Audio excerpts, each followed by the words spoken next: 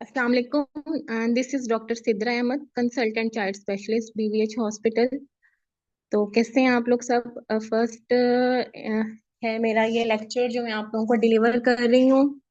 और hope so आप लोगों को स्लाइड्स क्लियर होंगी सबको।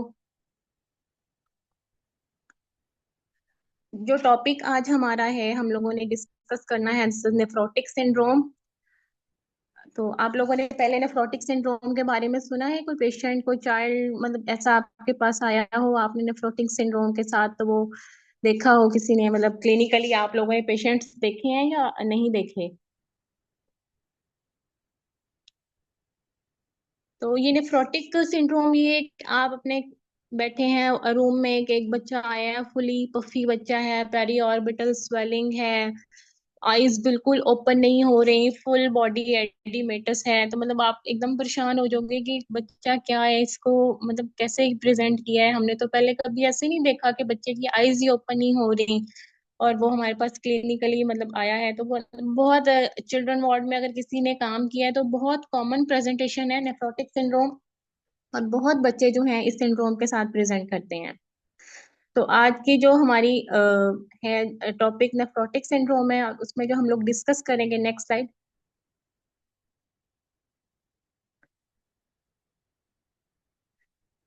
प्रीवियस स्लाइड करना।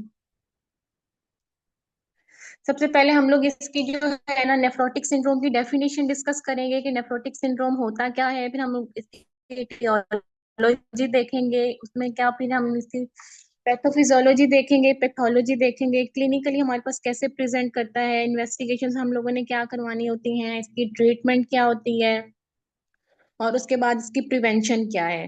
तो ये सारी चीजें जो हैं हम अपने इस टॉपिक में कवर करेंगे। तो सबसे पहले जो नेफ्रोटिक सिंड्रोम की डेफिनेशन है, स्लाइड्स नेक्स्ट कर दें।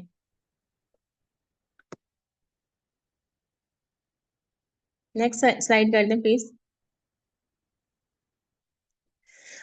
जो बच्चा है वो हमारे पास इसमें क्या होता है कि किडनी की जो ग्लोमेरुलर बेसमेंट मेम्ब्रेन बनी होती है,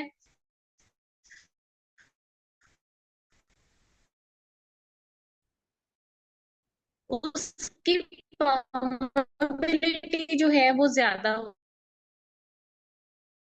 जाती है। जब ग्लोमेरुलर बेसमेंट मेम्ब्रेन से किडनी का वो जो प्रोटीन यूरिया हो जाता है।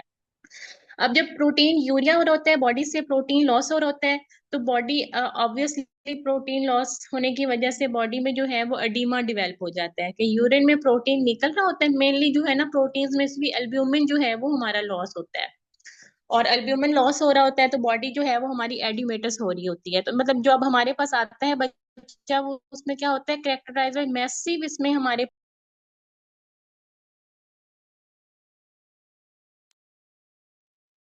क्वेश्चन है किसी का, कोई पूछना चाह रहे हैं कोई क्वेश्चन? अब आवाज आ रही है?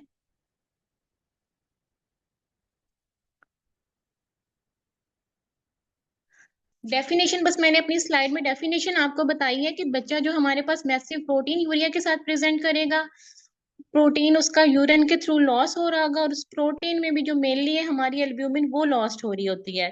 नॉर्मली जो बॉडी में एल्ब्यूमिन है वो हमारी 3.5 से अब 5.5 तक होती है, तो 3.5 से मतलब 2.5 से भी कम हो जाती है एल्ब्यूमिन, और हाइपरलिपिडीमिया हमारा हो जाता है। 220 से हमारा कोलेस्ट्रोल लेवल ज्यादा हो जाता है, बच्चा हमारे पास जनरलाइज बॉडी स्वेलिंग के साथ प्रेजेंट करता है। नेक्स्ट स्लाइड शेयर कर दें।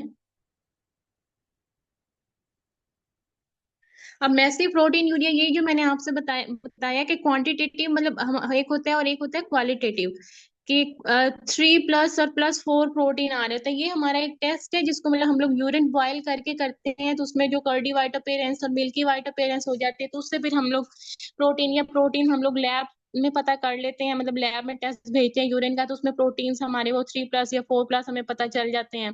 और क्वांटिटेटिवली ये वो 40 मिलीग्राम पर मीटर स्क्वायर पर आवर से ज्यादा हो जाते हैं।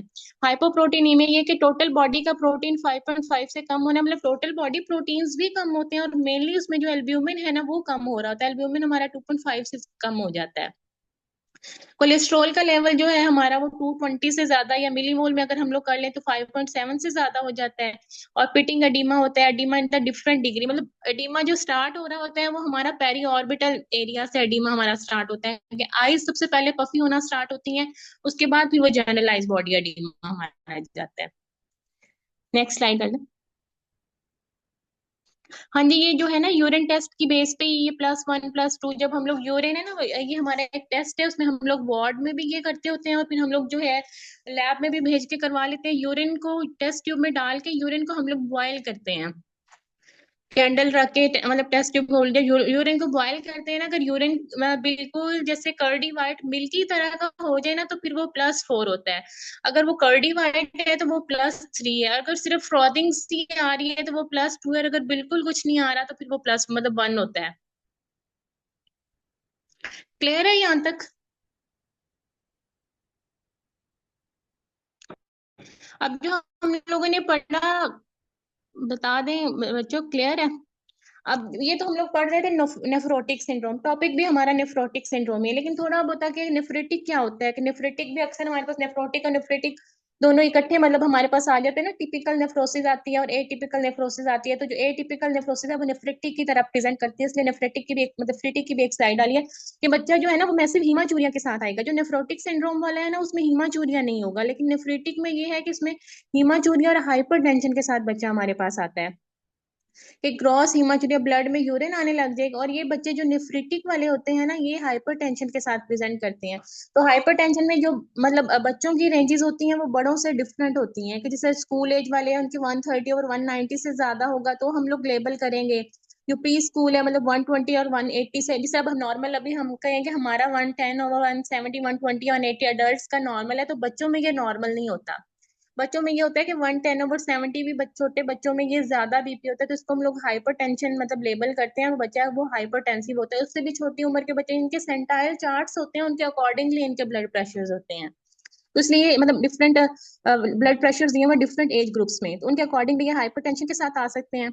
रीनल इंसफिशियंसी हो जाती है, मतलब सीरम ब्लड यूरिया नाइट्रोजन ज्यादा हो जाता है, क्रिएटिनिन ज्यादा हो जाता है, कॉम्प्लीमेंट लेवल जो है हमारा वो कम हो जाता है, C3 मोस्टली कम होता है, वैसे C4 भी कई कंडीशंस में कम हो रहा होता है। तो ये क्राइटेरिया जो है ये नेफ्रीटिक का है, ये नेफ्रोटिक का नहीं है। बच्चों का जो नॉर्मल बीपी है वो ऐसे हम नहीं कह सकते कि जैसे अडल्ट्स का एक मतलब उन्होंने कहा है 120 to 180 के एक बच्चों के सेंटाइल चार्ट्स होते हैं, उनके एज के अकॉर्डिंग उनका बीपी जो है ना वो होता है। के बर्थ पे उनका और लेवल्स होते हैं, उसके बाद जैसे जैसे वो उनकी एज ज्यादा होती जाती है वो उनके एज के अकॉर्डिंग सेंटाइल चार्ट्स होते हैं, उसके अकॉर्डिंग उनका ब्लड प्रेशर होता है। तो कट ऑफ वैल्यूज ये होती हैं कि उनकी एज के अकॉर्डिंग, जैसे ये अब इन्फेंट्स और टोडलर में 170 और 110/70 ज्यादा है। सेंटाइल चार्ट्स जो है ना हर जगह अवेलेबल है वहां पे, मतलब मिल जाता है ब्लड प्रेशर के भी। ये परवेज अकबर अगर बुक है आप लोगों की तो उस पर भी सेंटाइल चार्ट्स बने हुए, लेकिन मेरे ख्याल से उसमें बीपी के सेंटाइल चार्ट्स नहीं बने हुए, उसमें हाइट और वेट वगैरह के सेंटाइल चार्ट्स बने हुए, वरना नेट पे इजीली सेंटाइल चार्ट्स अवेलेबल होते हैं। तो उसमें जो है ना मतलब जो छोटे न्यू नेट्स पैदा होते हैं उसमें तो हम लोग 85/60 भी हमारा ज्यादा बीपी होता है। न्यूनेट्स का सेपरेट सेंटाइल चार्ट्स है, तो जैसे बच्चों की हाइट और वेट का सेपरेट होता है, मतलब जैसे छोटे बच्चे हैं उनकी हाइट कितनी होगी, 1 ईयर पे हाइट कितनी होगी, तो भाई सारा डिफरेंट है ना अडल्ट हाइट से, तो इसलिए इनके सबके ना सेंटाइल चार्ट्स होते हैं, उसमें हम लोगों ने ड्रॉ करना होता है और उसके अकॉर्डिंग उसका बीपी ज्यादा हो तो उसको फिर हम लोग हाई बीपी लेबल करते हैं। क्लियर है? नेक्स्ट स्लाइड कर दें। अब जो हमारी ना क्लासिफिकेशन है नेफ्रोटिक सिंड्रोम की, नेफ्रोटिक सिंड्रोम हमारी ना मेनली तो हमें इसकी रीजन पता ही नहीं चलती कि किस वजह से हो रही है। तो आइडियोपैथिक जो है ना वो अभी स्टिल अनक्लियर है कि आइडियोपैथिक किस वजह से हो रहा है। जो सेकेंडरी काजेज है ना जिसमें SLE आ जाता है हमारे पास, एनाफाइलेक्टिक शॉक आ जाता है, हेपेटाइटिस बी वायरस आ जाता है, ल्यूपस एरिथेमाटोसिस आ जाता है, तो ये सेकेंडरी कॉजेज है। कंजेनिटल है जो फर्स्ट 3 मंथ्स में प्रेजेंट कर जाता है ना, तो वो मतलब ये थे कंजेंटल नेफ्रोटिक सिंड्रोम के साथ। और उसका ट्रीटमेंट जो है ना मतलब उसका ट्रीटमेंट रीनल ट्रांसप्लांटेशन ही है।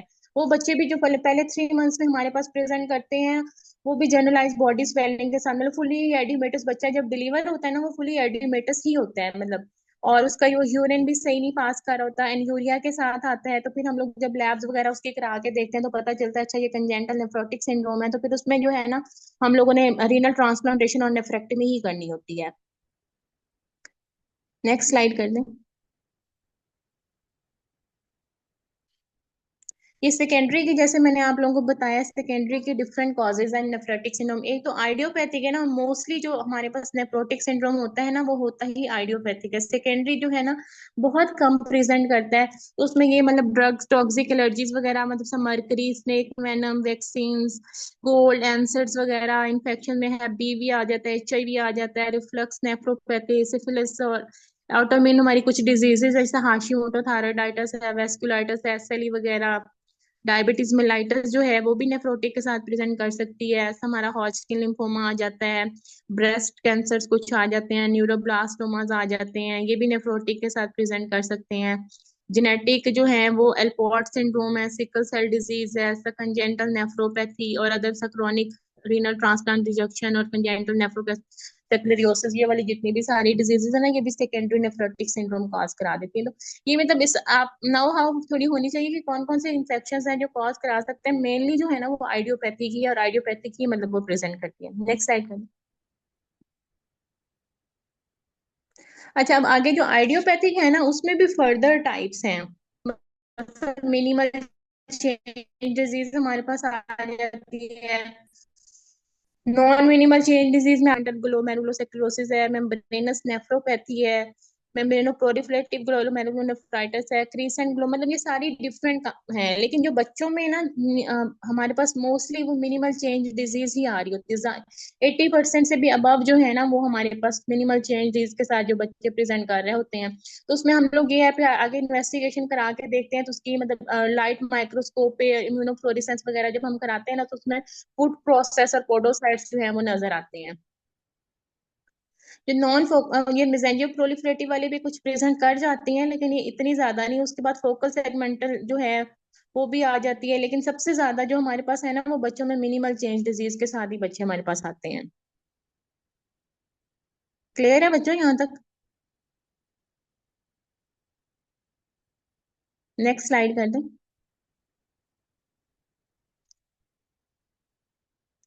ये नेफ्रोटिक सिंड्रोम बच्चों में बहुत ज्यादा कम है, एडल्ट्स इतने ज्यादा उसके साथ नहीं आते मोस्टली। ये जो मैंने ये पहले ही बताया, प्राइमरी नेफ्रोटिक सिंड्रोम ही होता है जिसमें मिनिमल चेंज डिजीज सबसे ज्यादा कॉमन है, और मिनिमल चेंज डिजीज के साथ ही बच्चे हमारे पास आ रहे होते हैं। Next slide.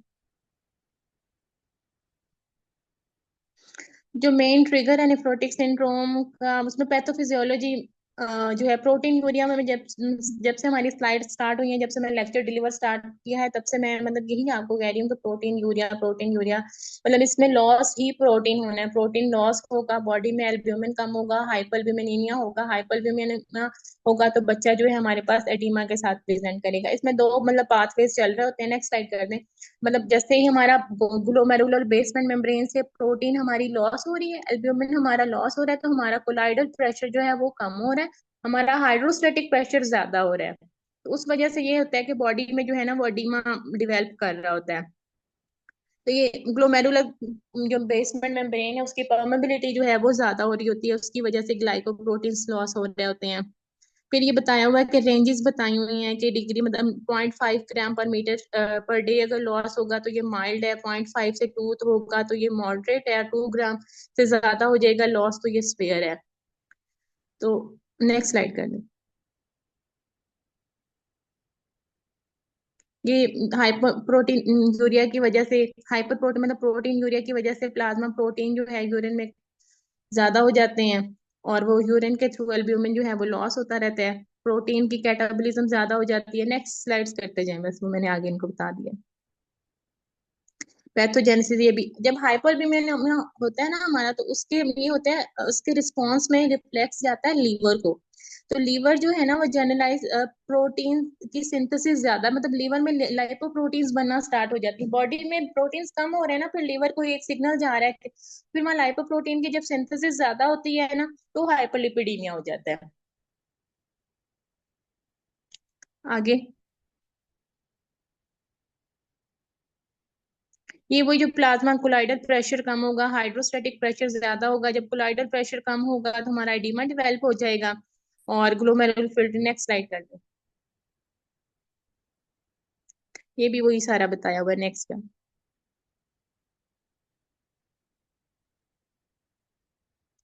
ये बार बार वही मतलब कॉन्सेप्ट क्लियर करने के लिए बता रहे हैं कि जो ये मिनिमल चेंज डिजीज है, उसमें मतलब मेल प्रीडोमिनेंट मोस्टली जो बच्चे में तो नेफ्रोटिक वाले आते हैं ना, उस वार्ड में अगर मैंने कोई 100 बच्चा देखा तो 80% मेल होता है। फीमेल में मतलब इतना ज्यादा नहीं होता, मेल में ये इसकी मतलब ज्यादा होती है। मेल ज्यादा प्रेजेंट करते हैं, तो उसमें भी ये एडिमा होता है वेरिंग डिग्री का। एडिमा फेस पे around the eyes periorbital swelling start होती है, फिर लोअर एक्सट्रीमिटीज पे आ जाता है। जनरलाइज बॉडी स्वेलिंग को एनासार्का बोलते हैं, जब फुल बॉडी इन्वॉल्व हो जाती है। और सस्क्रोटल एरिया में, पीनस में, इन सब में भी जो है ना पूरा मतलब पूरा फुली बॉडी एडिमेटस हो जाती है। मतलब इतना हो जाता है एडिमा कि आप पेशेंट को टच करते हो तो वो फ्लूइड ओजिंग स्टार्ट हो जाती है। इतने एडिमेटस के चाइल्ड हो जाते हैं। ये मेनली मतलब मेन स्पेसिफिक इसका जो है ना वो एडीमा ही है। एडीमा के साथ ही बच्चे हमारे पास आते हैं। जो नॉन स्पेसिफिक फटीग है, लिथार्जी है, loss of appetite, nausea, vomiting, abdominal pain, diarrhoea, मतलब इसके साथ भी वेट इनका ज्यादा हो रहा था। जब इतना ज्यादा एडीमा होगा तो बच्चे मतलब इंक्रीज वेट के साथ मतलब यूरिन आउटपुट इनका डिक्रीज हो जाता है। एडीमा तो जब ज्यादा होगा तो एडीमा लंग्स में भी चला जाता है, हार्ट में भी चला जाता है। जब वो लंग्स में जाएगा तो वो प्लूरल इफ्यूजन काज कर देगा, और जब वो हार्ट में जाएगा तो पेरिकार्डियल इफ्यूजन हो जाएगी। तो असाइटिस के साथ बच्चा आ जाता है। तो ये सारा ना मतलब फ्लूइड रिटेंशन की वजह से सारा कुछ हो रहा होता है। नेक्स्ट स्लाइड कर लो। ये सारी चीजें periorbital puffiness, scrotal oedema.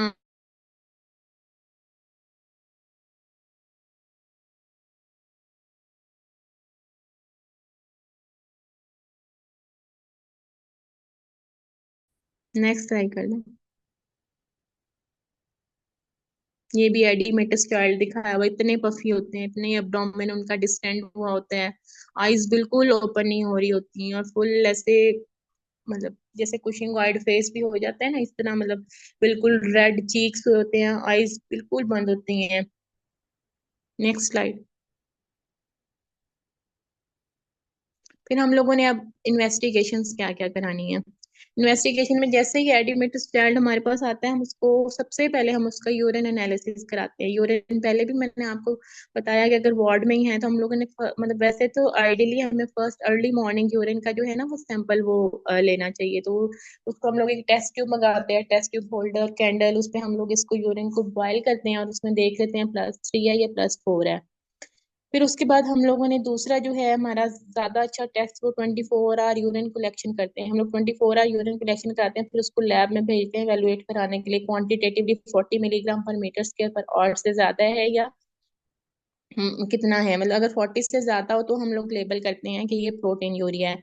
और उसके बाद वॉल्यूम वगैरह उसको देख लेते हैं कि ऑलिग यूरिया है। मतलब कुछ बच्चे भी तो इतना ज्यादा हो जाता है ना कि वो यूरिन पास ही नहीं कर रहे होते, फिर हम लोगों को पॉलिज लगा के उसका सैंपल लेना पड़ता है।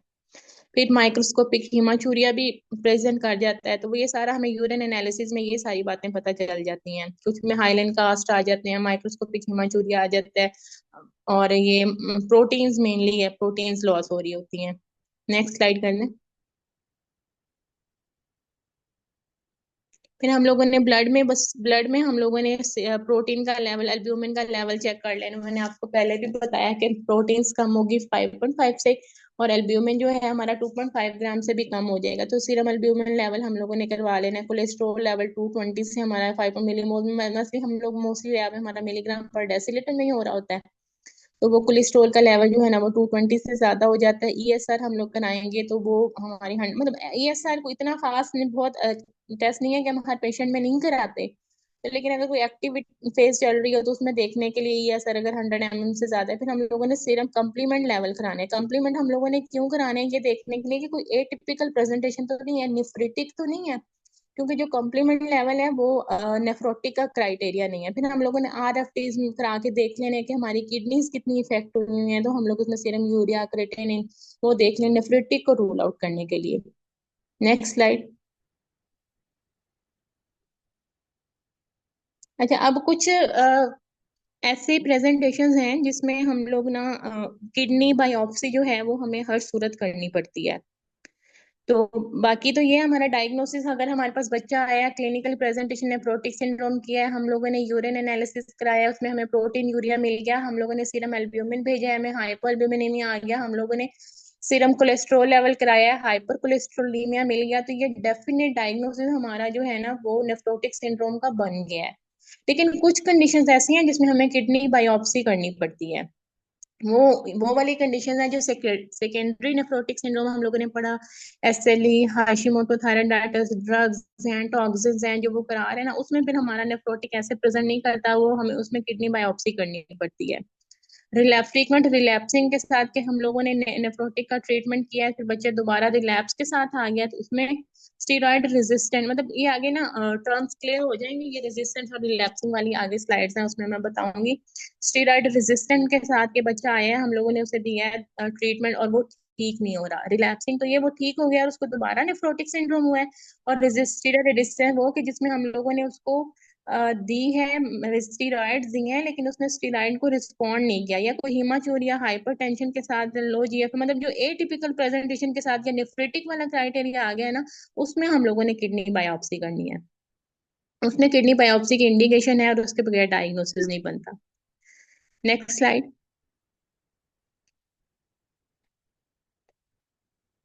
अब ये है कि सिर्फ एक नेफ्रोटिक सिंड्रोम ही ऐसा नहीं है जो जनरलाइज बॉडी एडिमा के साथ आ जाता है, बाकी भी और काफी ज्यादा सारी कंडीशंस हैं जिसमें जनरलाइज एडिमा हो सकता है। तो क्या हर जनरलाइज एडिमा को हम लोग नेफ्रोटिक सोचेंगे? तो मतलब बाकी चीजें भी हम लोगों को माइंड में रखनी चाहिए कि और कौन कौन सी चीजें ऐसी हैं जो कि एडिमा के साथ प्रेजेंट कर देती हैं।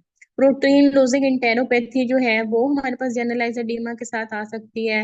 जब हमारा हिपैटिक फेलियर होता है, कि जब लीवर फेलियर आ जाते हैं साइन, उसके भी हमारे पास बॉडी जो है एडिमा के साथ प्रेजेंट कर सकती है। हमारा हार्ट फेलियर जनरलाइज एडिमा के साथ आ सकता है, लेकिन सबके ना साइन एंड सिम्टम डिफरेंट होंगे। जैसे सपोज हमारा नेफ्रोटिक सिंड्रोम है, उसमें हमारा एडिमा होगा, तो वो मैंने आपको बताया, पेरी ऑर्बिटल पफिनेस स्टार्ट होगी, फिर एब्डोमेन को इन्वॉल्व करेगा, फिर लेग एरिया को, सक्रोटल एरिया को इन्वॉल्व करेगा। लेकिन जो हार्ट फेलियर है उसमें मतलब पाँव पे एडिमा पहले स्टार्ट होगा, पाँव से स्टार्ट होगा, फिर एब्डोमेन पे जाएगा, फिर फेस स्वेलिंग स्टार्ट होगी। तो ये अर्टिक एरिया एंजियोएडिमा भी आईज से स्टार्ट होते हैं, लेकिन उसमें कोई मतलब एलर्जी की हिस्ट्री आ जाती है, इनकी इन्वेस्टिगेशंस डिफरेंट हैं, तो ये सारे उसके डिफरेंशियल्स हैं जो कि जनरलाइज एडिमा के साथ प्रेजेंट कर सकते हैं। तो इनको हमें नेफ्रोटिक का जब सोचना चाहिए तो इन चीजों को भी सोचना चाहिए, फिर हिस्ट्री और एग्जामिनेशन पे हमें अपना जो है ना वो डिफरेंशियल बनाना है। Next slide. कॉम्प्लिकेशन जो है हमारी नेफ्रोटिक सिंड्रोम की मोस्ट कॉमन कॉम्प्लिकेशन जो है ना स्पॉन्टेनियस बैक्टीरियल पेरिटोनाइटिस है, उसके साथ मतलब इन्फेक्शन जो है ना उसके साथ हमारा नेफ्रोटिक सिंड्रोम जो है वो बच्चा प्रेजेंट करता है।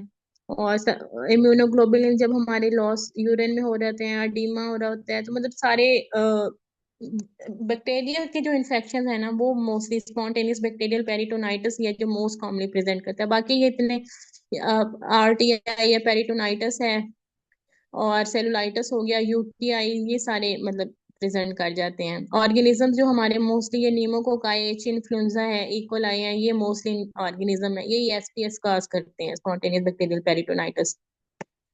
नेक्स्ट।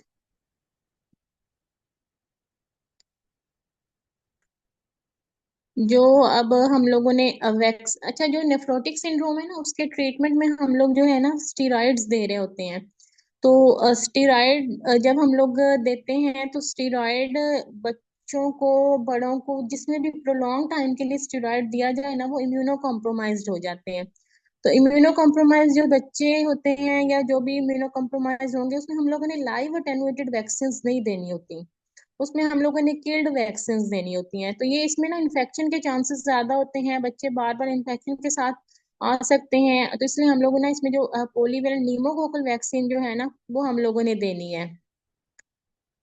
और उसके बाद बाकी जो वेरिसिला वगैरह देख लेना है, और अगर उसकी वैक्सीन नहीं दी हुई तो वो भी, मतलब जितनी भी हम लोगों ने ना इम्यूनाइज्ड करना है, लेकिन ये ध्यान रखना है कि लाइव अटेनुएटेड वैक्सीन नहीं होनी चाहिए, किल्ड वैक्सीन जो है वो यूज करनी चाहिए। Next slide. ये एक कॉम्प्लिकेशन जैसे हम लोगों ने बताया ना, हाइपरलिपिडीमिया हो गया, लीवर में लाइपोप्रोटीन बनना स्टार्ट हो गया तो हाइपर कोएगुबल जो ब्लड है हमारा वो उसमें हाइपर कोएगुबिलिटी आ जाएगी। और कंसंट्रेशन जो फैक्टर्स हैं हमारे ब्लड के फैक्टर्स है 1, 2, 5, 7, और ये कॉम्प्लिकेशंस है, डिक्रीज फिब्रिनोलाइसिस है, ब्लड की विस्कोसिटी ज्यादा हो जाती है, डायूरेसिस ज्यादा हो जाती है। नेक्स्ट स्लाइड, किसी बच्चे ने कहा लास्ट स्लाइड दिखा दें। कितनी स्लाइड्स रह गई हैं? नेक्स्ट स्लाइड दिखाएं। नेक्स्ट, ये एक्यूट रेनल फेलियर के साथ बच्चे आ जाते हैं, हाइपरलिपिडीमिया की वजह से कार्डियोवास्कुलर डिजीजेस हो सकती हैं, हाइपोवोलेमिक शॉक के साथ आ सकते हैं, मेल न्यूट्रिशन, प्रोटीन लॉस हो रही है ना, जब बॉडी में प्रोटीन ही नहीं होगी तो बच्चे मेल नरिश्ड हो जाएंगे। और adrenal इंसफिशियंसी, ग्रोथ रिटार्डेशन हो जाती है उनकी। Next slide. मैनेजमेंट अब जो है ना, बस मैनेजमेंट तक थोड़ा सा जिनको ज्यादा हो रहा है ना, बस मैनेजमेंट मेरे ख्याल से लास्ट ही होगी, वो थोड़ा सा हिम्मत से काम ले, इंशाल्लाह खत्म होने वाला है। समझ आ रही है सबको? अच्छा, मैनेजमेंट जो है नेफ्रोटिक सिंड्रोम की, एक हमारी जनरल मैनेजमेंट है, और एक जो है हमारी वो मतलब जनरल मैनेजमेंट ही हमारी है, और उसमें साथ ही हमारी है corticosteroid therapy. Next, next slide करें। सबसे पहले तो ये भी मतलब कुछ ये नहीं है कि हर बच्चे को ही हम लोगों ने एडमिट करना है। हर बच्चे को हम लोगों ने एडमिट नहीं करना, ये ओपीडी बेस्ड पेशेंट्स होते हैं, तो मतलब अगर हमारा डायग्नोसिस बन गया, ओपीडी में हम लोगों ने लैब्स कराई है, हमें पता चल गया नेफ्रोटिक सिंड्रोम है, हम वहीं से उसको ट्रीटमेंट दे के उसको फॉलो अप के लिए बुलवा सकते हैं। लेकिन कुछ जो है ज्यादा कंडीशन में एडिमा बहुत ज्यादा डेवलप कर गया है, पेरिकार्डियल इफ्यूजन हो गई है, प्लूरल इफ्यूजन के साथ बच्चा आ गया है, इतना ज्यादा एडिमा है उसके लंग्स में भी, हार्ट कॉम्प्रोमाइज हो गया है लंग, फिर उसमें हम लोग उसको एडमिट करते हैं। तो उसके बाद हम लोग उसकी एक्टिविटी कोई रिस्ट्रिक्शन वगैरह नहीं, अगर मैसिव एडिमा है तो वो खुद ही नहीं चल फिर सक रहा होता। डाइट में हम लोगों ने हाइपरटेंशन के साथ है तो लो साल्ट डाइट देनी है, और साल्ट फ्री डाइट देनी है। एडिमा के लिए हम लोग टोटल सपोर्ट दे देते हैं।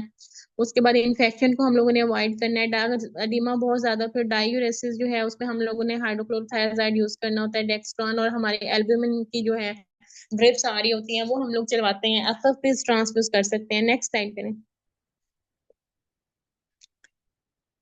एल्ब्यूमिन अगर मतलब लासिक्स हम लोगों ने, तब लासिक्स इंजेक्शन है हमारे पास जो आ रहा होता है, तो उसमें बहुत सीवियर अगर एडिमा आ गया, ये जो मैं आपको पहले भी बता रही थी, एसाइटिस के साथ है, प्लूरल जेनिटल सक्रोटल या लो सीरम एल्ब्यूमिन लेवल है, तो उसमें हम लोगों ने जो है ना एल्ब्यूमिन की ड्रिप चला देनी होती है, और साथ हम लोगों ने लासिक्स का इंजेक्शन लगा देना होता है। Next slide.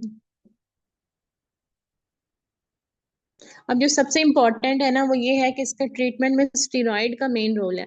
मतलब आपके पास बच्चा आया, आपने नेफ्रोटिक डायग्नोस किया और आपने उसको स्टीरॉइड स्टार्ट किए हैं, तो आप यकीन करें सर, मैजिकली आपको ट्रीटमेंट जो है ना विद रिजल्ट मिलेंगे। 3 to 4 डेज में बच्चा बिल्कुल ठीक हो जाता है, और मतलब आपको लग ही नहीं रहा होता ये वही बच्चा है जो इतना मतलब एडिमेटर्स था और इसकी आईज ही नहीं थी ओपन हो रही, और ये माशाल्लाह बिल्कुल ठीक हो गया। तो प्रेडनिसोलोन, ये स्टेरॉइड्स जो है मैजिकली वर्क करते हैं।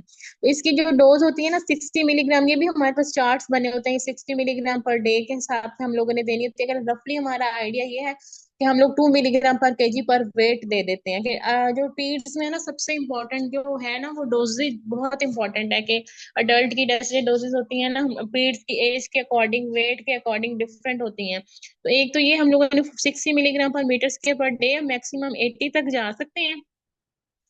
तो लेकिन अगर इससे नहीं किसी को निकालनी आ रही तो 2 मिलीग्राम पर केजी पर डे के हिसाब से भी दे देते हैं। डेल्टा कॉर्टिल की एक टेबलेट आती है, 5 मिलीग्राम की एक टेबलेट होती है। तो मोस्टली जितना बच्चों का वेट बनता है उसके हिसाब से मतलब हम लोग दे देते हैं उसको 3 डिवाइडेड डोजेस में। और बिफोर और आफ्टर मील देनी है, और उसके बाद जो है ना सिर्फ ये गैस्ट्राइटिस वगैरह काज कर देती है, और एक ऐसा बहुत बिटर टेस्ट होता है, तो फिर साथ हम लोग उसके म्यूकिन सिरप भी दे देते हैं। फिर अच्छा आगे उसने कहा है कि जैसे मतलब प्रोटीन यूरिया बिल्कुल। आगे हम लोग ना अगली स्लाइड में आएगा, हम लोग जब हम लोगों ने स्टेरॉइड दिए पूरा 1 वीक के लिए, फिर हम लोगों ने देखना है कि हमारा बच्चा रिमीशन में गया है या नहीं गया। रिमीशन ये होती है कि आपका प्रोटीन यूरिया जो है वो आना बंद हो जाए। यूरिन अगर आपने टेस्ट कराया है तो उसमें जो है ना +1 प्रोटीन ही आ रहा हो, और या +2 और +3 से कम आ रहे हो, तो फिर हम लोगों ने उससे चेक कर, और एडीमा जो है उसका टोटली रिजॉल्व हो गया, और यूरिन उसका क्लियर हो, और तो हम लोग उसे कहेंगे कि पेशेंट जो है हमारा डिवीजन में चला गया है। तो हम लोगों ने देनी कैसे होती है, पहले हम लोग जो है ना 4 वीक्स के लिए हम लोग 2 मिलीग्राम पर केजी पर डे या 60 मिलीग्राम पर मीटर स्क्वायर पर डे के हिसाब से देते हैं। फिर हम लोगों ने ना ऑल्टरनेट डे पे कर देनी होती है, फिर या तो 1.5 मिलीग्राम पर केजी पर डे कर देते हैं, या और अगर मीटर स्क्वायर पर डे के हिसाब से करें तो 40 मिलीग्राम पर मीटर स्क्वायर के हिसाब से नेक्स्ट 2 to 3 मंथ्स तक। क्योंकि स्टीरॉइड्स एकदम से स्टॉप नहीं करने होते, ये स्लोली स्लोली टेपर करते हैं, वरना ये मतलब इसका ना रिवर्स इफेक्ट आ जाता है और साइड इफेक्ट ज्यादा हो जाते हैं। नेक्स्ट स्लाइड कर दें।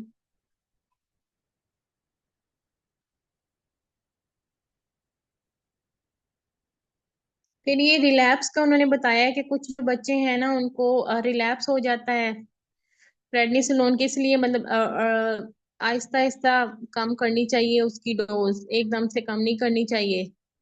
पहले हम लोगों ने 4 वीक्स के लिए फुल डोज देनी है, फिर हम लोगों ने नेक्स्ट 2 to 3 मंथ्स के लिए हाफ डोज कर देनी है। नेक्स्ट कर दे स्लाइड। ये रिमीजन का ऐसा कोई एडिमा नहीं है, यूरिन प्रोटीन फ्री हो गया फॉर 5 कंसेक्टिव डेज के लिए। रिलैप्स ये रिमीजन है कि बच्चा बिल्कुल ठीक हो गया। रिलैप्स ये कहते हैं कि पहले तो बच्चा ठीक हो गया था, लेकिन जैसे ही हम लोगों ने ट्रीटमेंट बंद किया है तो 7 कंसेक्टिव डेज के अंदर अंदर जो है ना वो रिलैप्स आ गया है। हाँ जी, ये बिल्कुल ठीक हो जाते हैं। जो अगर नेफ्रोटिक सिंड्रोम के टिपिकल केस हमारे पास प्रेजेंट करें तो वो बिल्कुल 4 वीक्स बल्कि 1 वीक के अंदर अंदर ही बिल्कुल ठीक हो जाते हैं। लेकिन ये पेशेंट मिस्टेक पता है क्या करते हैं, जब वो 1 वीक में बिल्कुल ठीक हो जाते हैं तो वो कहते हैं कि अच्छा हम तो बिल्कुल ठीक हो गए, वो स्टेरॉइड एकदम से बंद कर देते हैं। फिर जब वो स्टेरॉइड एकदम से बंद करते हैं तो वो रिलैप्स में जाते हैं, फिर रिलैप्स में जब जाते हैं ना तब वो मतलब इतनी जल्दी फिर वो अपने घर में होते हैं, उनके पास डेल्टा कॉर्टिल पड़ी होती है और उनको होता है कि बस यही हमारा ट्रीटमेंट है, वो अपनी मर्जी से दोबारा डेल्टा कॉर्टिल स्टार्ट कर लेते हैं। फिर सिम्टम्स रिजॉल्व होते हैं, तो जो मोस्टली हॉस्पिटल में एडमिट होते हैं ना पेशेंट, वो अपना केस फुल बिगाड़ के आते हैं कि वो इतनी दफा खुद ही अपना ट्रीटमेंट कर चुके होते हैं कि उससे हमें ना ये समझ आ रही होती है कि इसको स्टीरॉयड रेजिस्टेंट लेबल करें या इसको रिलैप्स लेबल करें या इसको क्या लेबल करें। तो जो रिलैप्स है वो मतलब जैसे हम लोगों ने 4 वीक्स का ट्रीटमेंट दिया फुली फुल डोज से, नेक्स्ट 2 to 3 मंथ हम लोगों ने हाफ डोज से उसका ट्रीटमेंट दिया, 2 to 3 मंथ जो दे रहे हैं वो ऑल्टरनेट डे पे दे रहे हैं। उसके बाद हमने स्टॉप किया, लेकिन फिर 7 डेज के बाद दोबारा उसको रिलैप्स हो गया। बच्चों की ग्रोथ पे पीछे हम लोगों ने पढ़ा है, बच्चों की ग्रोथ पे इफेक्ट होता है अगर ये ट्रीट ना हो तो, लेकिन अगर ट्रीट हो जाए तो फिर तो नहीं, फिर बच्चे ठीक हो जाते हैं। लेकिन अगर ट्रीट ना हो, जिस तरह पेशेंट अपनी मर्जी करते हैं तो फिर ये, लेकिन स्टेरॉइड अगर ज्यादा अरसे के लिए भी यूज करें तो स्टेरॉइड्स के अपने साइड इफेक्ट्स आना स्टार्ट हो जाते हैं।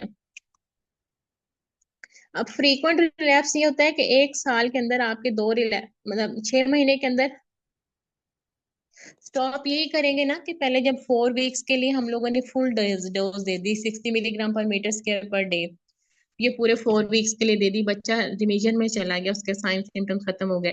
फिर हम लोगों ने ऑल्टरनेट डे पे देनी है नेक्स्ट 2 to 3 मंथ्स के लिए। जब वो 2 to 3 मंथ्स में भी हम लोगों ने ऑल्टरनेट डे पे दी और कोई साइन एंड सिम्टम नहीं आया, बच्चा सिम्टम फ्री रहा है, तो फिर हम लोगों ने उसको रिमीजन लेबल करके उसका स्टीरॉइड स्टॉप कर देने हैं।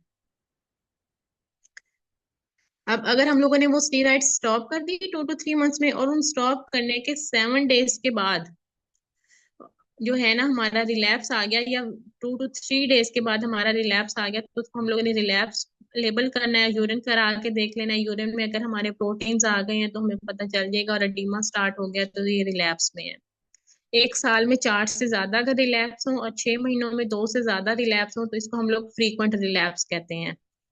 स्टीरॉयड रेजिस्टेंट ये होता है कि हम लोगों ने बच्चे को 28 डेज के लिए कॉन्टिन्यूस स्टीरॉयड्स दिए हैं, लेकिन उसने जो है हमारे स्टीरॉयड को रिस्पॉन्ड नहीं किया, तो उसके साइन एंड सिम्टम्स वैसे ही रहे हैं, और इसमें इंडिकेशन है हम लोगों ने किडनी की बायोप्सी करनी है और फिर उसको स्टीरॉयड रेजिस्टेंट लेबल करना है, लेकिन 28 डेज हम लोगों ने फुल डोज उसकी देनी है। नेक्स्ट स्लाइड है।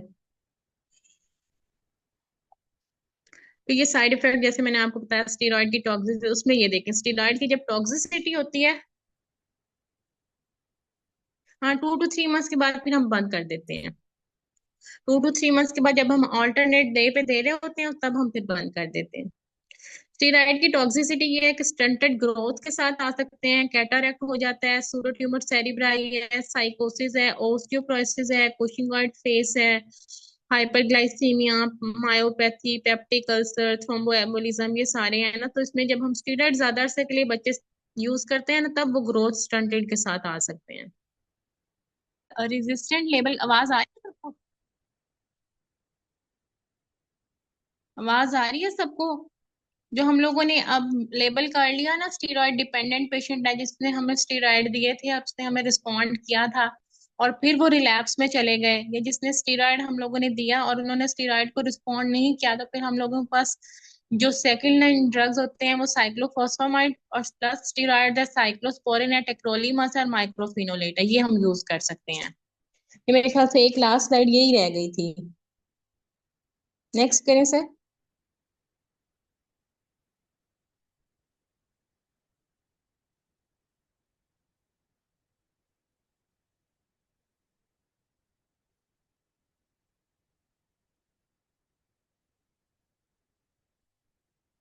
बस यही स्लाइड रह गई थी, और बाकी लेक्चर खत्म हो गया है। किसी को कुछ ना समझ आया हो तो वो पूछ सकता है।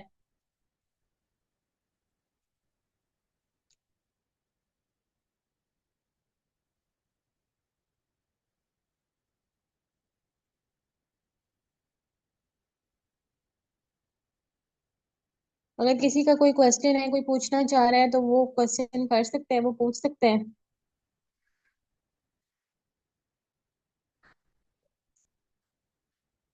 सबको समझ आई है?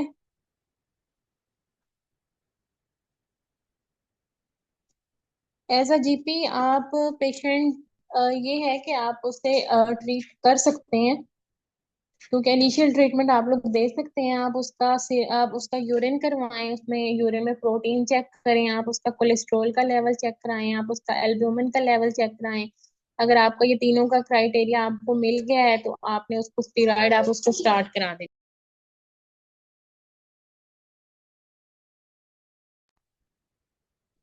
तो आप फर्स्ट लाइन मतलब उसको स्टीरॉयड स्टार्ट करा के आप मतलब, लेकिन जो फ्रीक्वेंट रिलैप्स पेशेंट्स हैं या स्टीरॉयड रेजिस्टेंट वाले हैं, उनको आप लोग ट्रीट नहीं कर सकते, उनको आप लोगों ने रेफर ही करना होता है।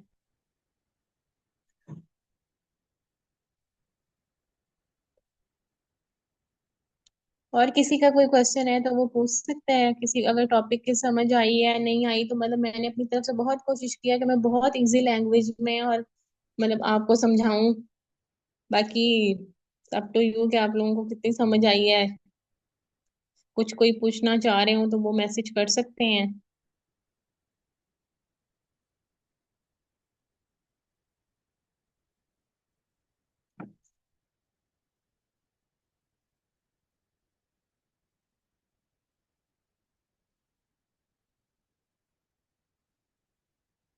ठीक है, बस सबको क्लियर है तो मैं मीटिंग लीव करूं, एंड कर दूं?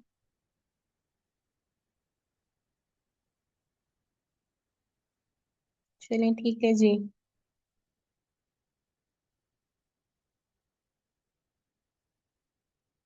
अल्लाह हाफिज।